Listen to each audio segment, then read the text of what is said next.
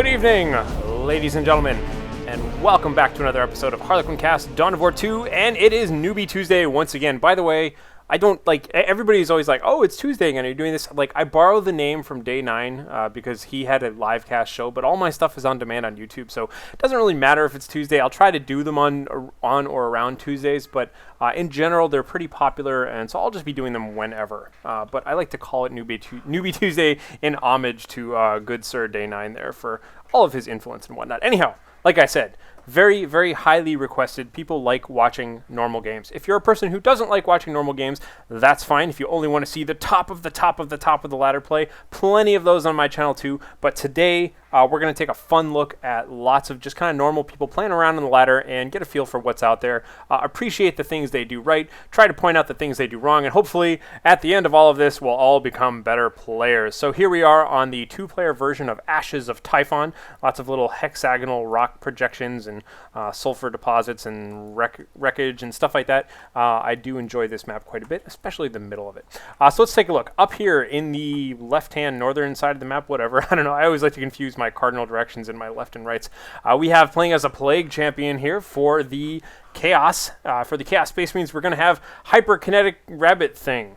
I really like that name. I'm just going to say it. I really like that name. It's very descriptive. It invokes imagery right away. Yes, Hyperkinetic Rabbit Thing is going to be playing as the Plague Champion. His opponent today is going to be playing as the Lictor Alpha for the Tyranids. And his opponent, by the way, is going to be biggk9.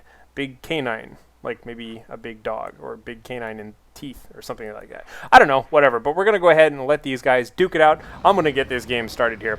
And by the way, I am watching all of my replays. These are all old replays. 3.14.2 is the current one as of this recording, but these are all 3.14, 3.14.1. I have a nice little article about there about how to view older replays, should you like. One thing I warn against is watching replays with the Lictor Alpha in them. However, I previewed this one, and the Lictor Alpha never upgrades feeder tendrils, which is the only thing that was balance changed with respect to him. So this game works fine.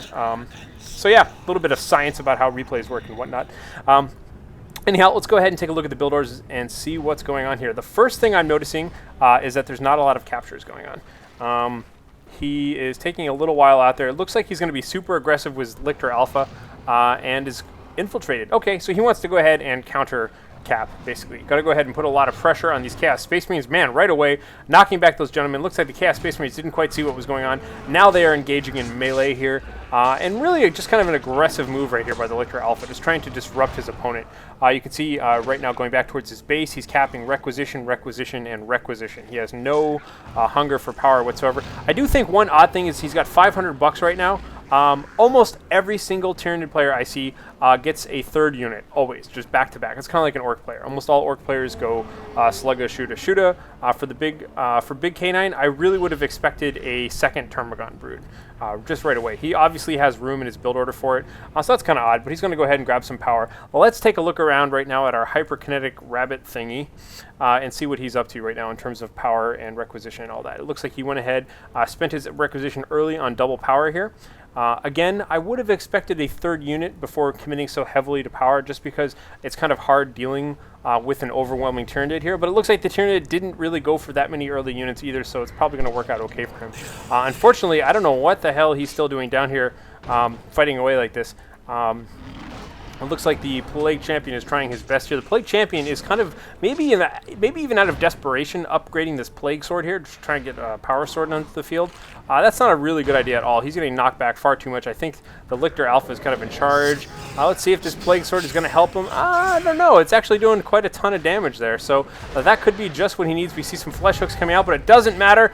He's going to go for the kill here. Turn this around, and he does! Look at that. The last-minute purchase of the Plague Sword helping him out there in melee. So, all right. I was a little hesitant about that, but I think that actually worked out just fine. So always be aware of that. Just kind of worked it out, and I think the Lictor Alpha underestimated that as well. So good thing to remember there. Anyhow, we can see now finally the third unit is coming out for biggk9, and no third unit yet for Hyperkinetic. He has not changed his generators or anything like that. But a lot of requisition, just a lot of good early resources out there. And biggk9 is going for a warrior brood first, which strikes me as kind of an odd choice at this point in the game.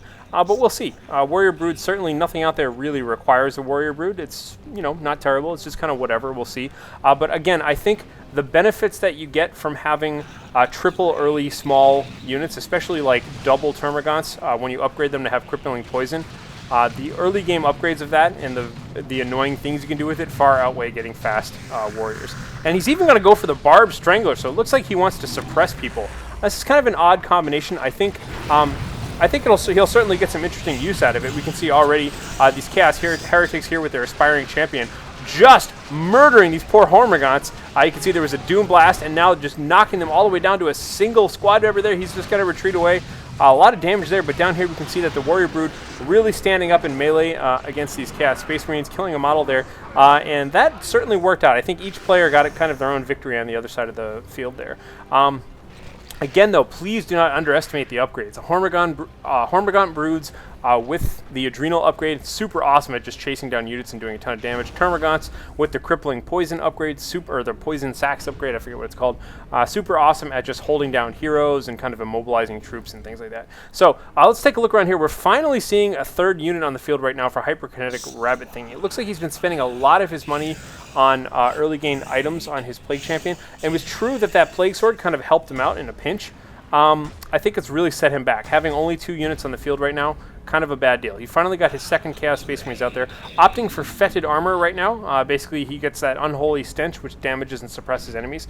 It's a fine ability. I just don't know that you need to prioritize it over getting early armies out there. I think you should always, kind of the rule of thumb is, get 3 guys out on the field, get some power, wait till you get 125 power, go to tier 2. That should always be everybody's sort of like most basic skeleton of a plan for what to do.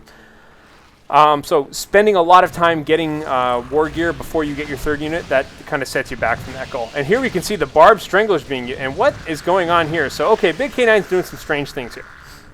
He's got double Warrior Broods on the field, both of which have a Barb Strangler. I think it's far better to have 1 Barb Strangler and 1 regular Warrior Brood than it is to have double Barb Stranglers. As you can see, Barb Stranglers don't do any damage. I mean, they don't really, you know, they just suppress, which is great. It lets your Hormagaunts do a lot of damage. However, the Hormagaunts do not have Adrenal upgrades, so that could be a whole lot better, and you could have the other Warrior Brood have Adrenal upgrade. You know, get both halves of why Warrior Broods can sometimes be cool, and be suppressing your units, your enemy's units, and flooding them with lots of fast-moving guys. Especially if you want to then add Crippling Poison. So having a second Barb Strangler, I don't like that at all. I'm just going to go out there and say it. If you disagree with me, feel free to let me know, but I'm pretty sure there are better things out there. Now we can see the side effect, of course, of having this Plague Sword out there is that when he does kill a unit with the Plague Sword, he gets that little unit temporarily. You can see just for a little bit he has it. Honestly, I think that's a cute ability, but it doesn't really do much. I'm sure that, you know, there are some outrageous circumstances where you'll get a great unit, but for the most part, I think against these guys, it's just kind of cute. And it looks like he went ahead and got the Mucus Discharge for his Plague Champion as well here, which is going to allow him to heal and stuff like that. Again, another upgrade I don't think he needed. He just didn't need it this early on in the game. No reason to really pimp out the Plague Champion so quickly. Although I am happy to see some Chaos Havocs on the field right now, although they are just kind of standing around. There we go. Always remember, use your F1. You can always hit F1 and go back. I'm hitting F1 like it's going to do something because I'm watching a replay here. You can always use F1 to select your primary building and right-click anywhere on the map. So whatever you're doing at the moment that you're building something, hit F1, right-click next to where you are, or where you'd rather that they go, or you know, just plan ahead a little bit. Don't just build them and then make yourself go all the way back here and click, and or use the the arrow keys and go all the way back. It's like, don't do that. Just tell them where to go when you want them to be finished, or tell them where you want them to go when they are finished here. Big, huge looking attack right now coming out here for biggk9. The Hormagaunts kind of took that one right in the face. Again, we see lots of suppression going on here, but suppression going both ways. A little bit of Nurgle worship during the middle of battle here.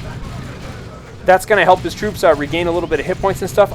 It's not super necessary right now because they're honestly not that wounded. And we can see the Plague Champion is way in deep here charging around. So unfortunately, without having anybody to really do the damage, none of that really worked out. So biggk9, I think he needs Adrenal upgrades on his Warriors, on his Hormagaunts, and just 1 Barb Strangler. I'm okay with the Barb Strangler plan. I like seeing people be creative, use all the abilities that are out there. But yeah, definitely don't rely so much on double Barb Stranglers. have some sort of a melee backup plan. Now we can see this poor Lictor Alpha here is just stuck, maybe trying to capture or something. He definitely needs to get out of there, though. He could have done some damage if he started fighting right away, but being surrounded by these Chaos Heretics with their upgraded Aspiring Champion, not the best deal. Not the best deal at all.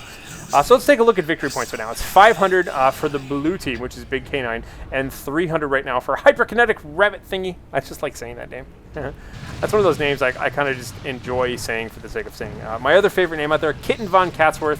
If I can say that once a day, I'm pretty happy. I just like the imagery of it for some reason. An aristocratic cat.